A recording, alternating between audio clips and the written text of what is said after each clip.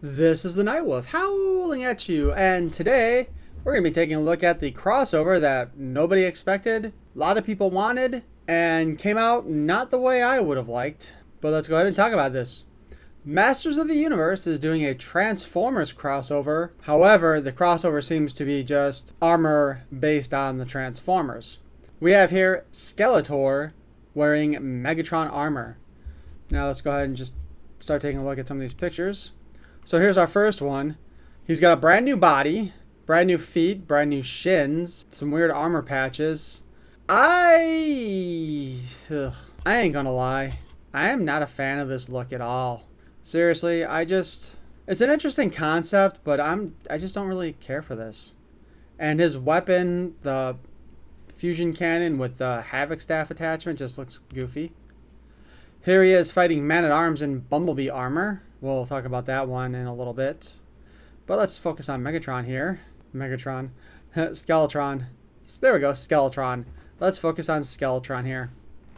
Now, I mean, there are lots of new parts for this, which is probably why they're $33, plus the fees for doing the crossover. Or the licensing fees, I should say.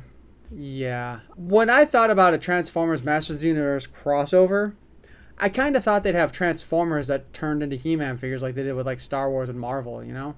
Like the Sorceress turning into a Falcon would have been like, you know, knocked right out of the park, and you could have done the Air Razor body from the movie. Here's another image of Skeletor with the Havoc staff thing. So I guess the goat skull head thing just either goes on the top or swallows the... There is a lot of like erotic imagery to this thing, isn't there?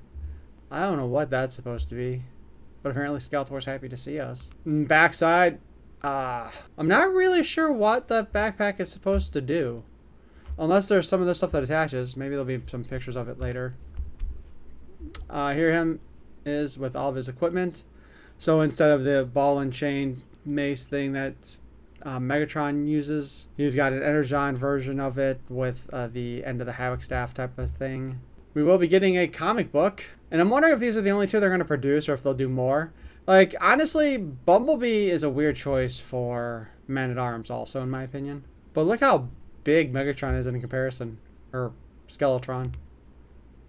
The box artwork looks interesting. Infused with the strength and raw power of Megatron, leader of the Decepticons, the new armor donned by Skeletor is unyielding enough to harness both the power of Grayskull and all of the Energon in the universe.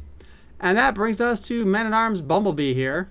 I guess his background has Castle Grayskull in it. Actually, I do kind of like these backgrounds, by the way. Just going to say that one. And again, they're $33, so they're higher than the deluxe figures have been. So here's Man-at-Arms with his armor and a mask over it. I said, it actually looks nice. I would have just expected, I don't know, Cup would have made more sense with Man-at-Arms than Bumblebee, in my opinion. Two grizzled old warriors, you know what I mean? Here they are fighting each other. He comes with his mace and a stinger sword, I guess. Looks like he's got the same feet as Skeletor had. Is that true? Yeah, they share the same feet. Yeah, he just looks kind of pissed. Again, with that facial expression there, I still say Cup would have been a better choice. It also kind of seems like they're combining the G1 Bumblebee with later versions of Bumblebee to kind of get this look. Because this little thing on the back here, that's very G1 Bumblebee in my thoughts here. Here he is with all of his equipment, a shield, a mace, a handgun, the stinger sword, and the extra body armor. Looks like he's using possibly King Hiss's arms and legs, though. They probably should have used Roboto's arms and legs, maybe. And again, the comic book. His packaging, it does look really good. It's kind of too bad, though, that they didn't design this where, like, maybe Castle Grayskull should have been on this side with Snake Mountain on that side, so that when you put the two together, it forms one big picture type of thing. Man-at-Arms discovered that the Bumblebee armor is intuitive with the needs of its owner. No matter the attack, the Bumblebee armor gave Duncan everything he required to protect those in need at any given moment.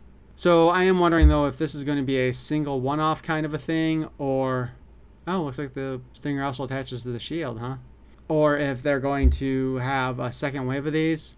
Obviously, He-Man would be Optimus Prime, I'm sure. Teela, probably RC.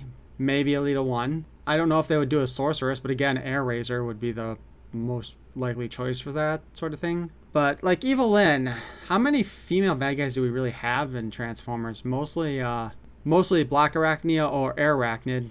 And, you know, Air Arachnid is basically taking the place of Black Arachnia, which is a shame. Actually, I guess, technically speaking, since Evil Lyn also sometimes works against Megatron, works against Skeletor, Starscream would actually be proper armor for her. Although, I suppose they'd probably go with Thundercracker to keep her costume blue. Or Skywarp with the black and the purple, depending upon if you're looking at the 2000X series or the Filmation series. But anyway, I've pre-ordered these guys from Target, actually. I didn't want to pay Mattel right now.